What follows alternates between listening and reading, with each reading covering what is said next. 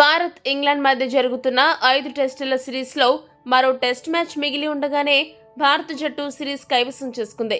4వ టెస్ట్ మ్యాచ్లో 5 వికెట్ల తేడాతో విజయం సాధించిన భారత జట్టు సిరీస్లో 3-1 తేడాతో సిరీస్ విజయాన్ని నమోదు చేసింది. మ్యాచ్ ముగిసిన తర్వాత team India captain Rohit Sharma series విజయం పట్ల సంతోషాన్ని వ్యక్తం చేశాడు. రోహిత్ శర్మ మాట్లాడుతూ ఏమన్నాడంటే, ఈ సిరీస్లో మేము చాలా కష్టపడి విజయాలు సాధించాము. 4 టెస్టుల తర్వాత మేము సాధించిన ఫలితం చూస్తుంటే మా జట్టు పట్ల నాకు చాలా గర్వంగా ఉంది. గెలవాలన్న పట్టుదల, స్ఫూర్తిదాయకమైన ఆలోచనలు కలిగిన ఆటగాళ్లతో ఈ సిరీస్లో మేము చేయాలనుకున్నది చేస్తూ సాగిన విధానం చాలా సంతోషంగా అనిపించింది. దేశవాళీ క్రికెట్లోనూ ఇతరత్ర టోర్నమెంట్లలోనూ వారు తమ సత్తా చాటుకుని ఇక్కడి దాకా చేరుకోవాలన్న కసితోనే ఇక్కడికి వచ్చినట్లు అర్థమైంది. టెస్టు క్రికెట్ ఆడడం చాలా కష్టమైంది, కానీ ఇలాంటి ఫలితాలు వచ్చినప్పుడు మాలో ఆటోమేటిక్ గా స్ఫూర్తి రగులుతూ ఉంటుంది. రాహుల్ ద్రావిడ్, నేను కలిసి పక్కా ప్రణాళికతో వేసుకున్న వ్యూహాలు ఎంతో ఉపయోగపడ్డాయి. ధ్రువ్ జురెల్ 2వ ఆటలోనే ఎంతో పరిణతి కనబరిచాడు. షాట్ల ఎంపికలో కూడా ఆచితూచి వ్యవహరించాడు.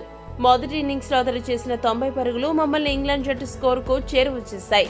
ఇక రెండో ఇన్నింగ్స్ లో అతడు చాలా ప్రశాంతంగానూ పరిణతితో ఆడి మమ్మల్ని గెలిపించాడు. జట్టుగా ఆడుతున్నప్పుడు కీలక ఆటగాళ్లు జట్టులో లేకపోయినా మేము ముందుకు సాగాల్సిన అవసరం ఉంది. కానీ యువ ఆటగాళ్లలో సరైన సమయంలో ముందుకు వచ్చి వారి స్థానాలను భర్తీ చేశారు.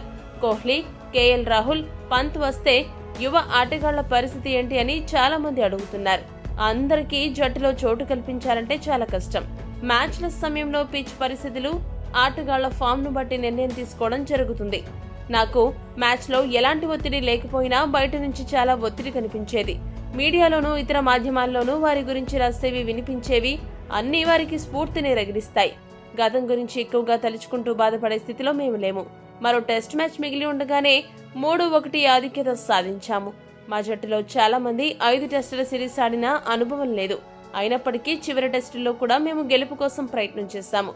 ఈ టెస్ట్ సిరీస్ లో సర్ఫరాజ్ ఖాన్, జురెల్ రూపంలో అద్భుతమైన మ్యాచ్ విన్నర్లు దొరికారని ఖచ్చితంగా చెప్పగలనని రోహిత్ ముగించాడు. ఈ వీడియో కనుక మీకు నచ్చినట్టయితే లైక్, షేర్, కామెంట్ చేయండి. మరిన్ని స్పోర్ట్స్ అప్డేట్స్ కోసం మా ఛానల్ ను సబ్స్క్రైబ్ చేసుకోండి.